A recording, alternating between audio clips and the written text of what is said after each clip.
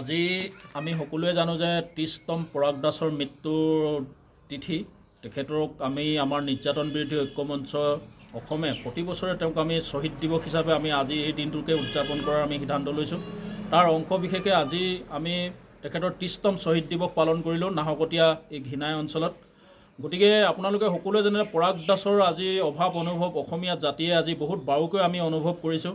তেখেতৰ যি হত্যাকাৰী সেই হত্যাকাৰী আজিও মুকলি আকাশৰ তলত। কিন্তু এইটো এটা বহুত দুৰ্ভাগ্যজনক ঘটনা। ৰাষ্ট্ৰৰ ব্যৱস্থাপনাই আজি ৩০ বছৰে আপোচহীন এজন সাংবাদিক, সৎ নিষ্ঠাবান আৰু আপোচহীন এজন সাংবাদিকক দিন দুপৰতে হত্যা কৰিলে। কিন্তু এই দিন দুপৰতে হত্যা কৰা হত্যাকাৰীজনক আজিও কিন্তু চৰকাৰে ইয়াক বিচাৰি উলিয়াব নোৱাৰিলে আৰু তেওঁলোক মুকলি আকাশৰ তলত। আৰু মই ভাবোঁ যে পৰাগ দাসৰ লেখীয়া এজন জাতিৰ স্ৰষ্টা, জাতিৰ ভৱিষ্যত নিৰূপণৰ দায়িত্ব ল'ব পৰা এজন ব্যক্তি, জাতিৰ তেওঁ গুৰু দায়িত্ব বহন কৰিব পৰা জাতিৰ তেওঁ মহান মনীষী, তেনেকুৱা মনীষী এজনক কিন্তু সাধাৰণ কিছুমান যিবিলাক জ্ঞান নাইকিয়া মানুহে বা যিসকলে কৰ পাছত দিব নজনা কিছুমান ব্যক্তিয়ে তেওঁলোকে কিন্তু হত্যা কৰিলে। এই হত্যাকাৰীক কিন্তু আজিও তেওঁলোক মুকলি আকাশৰ তলত। ৰাষ্ট্ৰ ব্যৱস্থাই কিন্তু তেওঁক আজি হত্যাকাৰীক বিচাৰি উলিয়াব নোৱাৰিলে। এইটো এটা দুৰ্ভাগ্যজনক ঘটনা। গতিকে আমি ভাবোঁ যে এতিয়া অসমৰ সৰ্বতো পৰ্যায়তে আমি পৰাগ দাসৰ অভাৱ অনুভৱ কৰিছোঁ। আৰু আজি প্ৰিণ্ট মিডিয়াৰ পৰা আদি কৰি সংবাদ জগতলৈ যি দুৰ্যোগ আহিছে, এই দুৰ্যোগ আজি পৰাগ দাস থকা হ'লে নিশ্চিতভাৱে আজি এই দুৰ্যোগ অসমীয়া জাতি বা সংবাদ মাধ্যমলৈ নাহিল হ'লে। কিন্তু আমি ভাবোঁ যে আজি আমি বহুবোৰ বক্তা বা আমাৰ আলোচনা হ'ল, এই বিষয়ত আমি উপলব্ধি কৰিছোঁ যে বৰ্তমান আমাৰ সংবাদ মাধ্যমত যথেষ্ট দুৰ্যোগ আহিছে আৰু এই দুৰ্যোগৰ কাৰণে আমি কাম কৰিব লাগিব।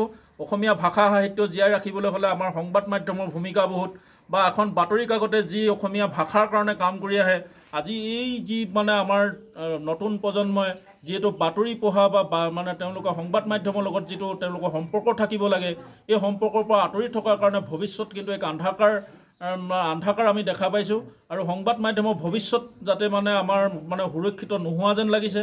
সংবাদ মাধ্যমৰ ভৱিষ্যত সুৰক্ষিত নোহোৱা অসমীয়া জাতিৰ ভাষা সাহিত্য সংস্কৃতিলৈ এক অপূৰণীয় ক্ষতি আৰু আপোনাৰ ভৱিষ্যত ভাষাৰ ক্ষেত্ৰতো অন্ধকাৰ নামি আহিব বুলি আমি আশংকা কৰিছোঁ। গতিকে এই মুহূৰ্তত আমি পৰাগ দাসক জীয়াই ৰাখিব লাগে অনন্তকালৰ বাবে, আৰু পৰাগ দাসক আমি চৰ্চা কৰিব লাগে, ব্যাপকতকৈ ব্যাপক হ'ব লাগে। তেখেতক যাতে প্ৰতি বছৰে আজি খুব কম ঠাইতে পৰাগ দাসৰ আজি মৃত্যু দিৱস মৃত্যু দিৱস পালন কৰা হৈছে।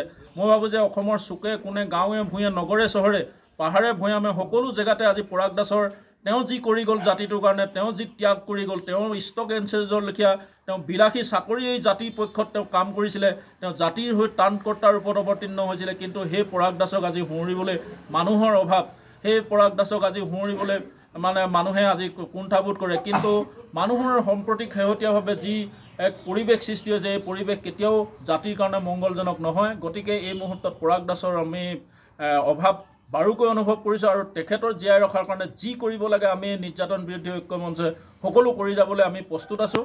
আৰু তেওঁ যি মানৱ অধিকাৰৰ ক্ষেত্ৰত এক বিৰল দৃষ্টান্ত অসমীয়া জাতিক তেওঁ দেখুৱাই থৈ গ'ল, ৰাস্তা দেখুৱাই থৈ গ'ল, সেই ৰাস্তা যাতে মহিমামণ্ডিত হয়, তেখেতক অনন্তকালৰ বাবে তেওঁ আদৰ্শ আৰু তেওঁ চিন্তাক যাতে আমি লৈ যাব পাৰোঁ, তাৰ কাৰণে আমি আমাৰ নিৰ্যাতন বিৰোধী ঐক্যমঞ্চ দৃঢ় প্ৰতিজ্ঞ আৰু অনাগত দিনত আমি কাম কৰি যাম।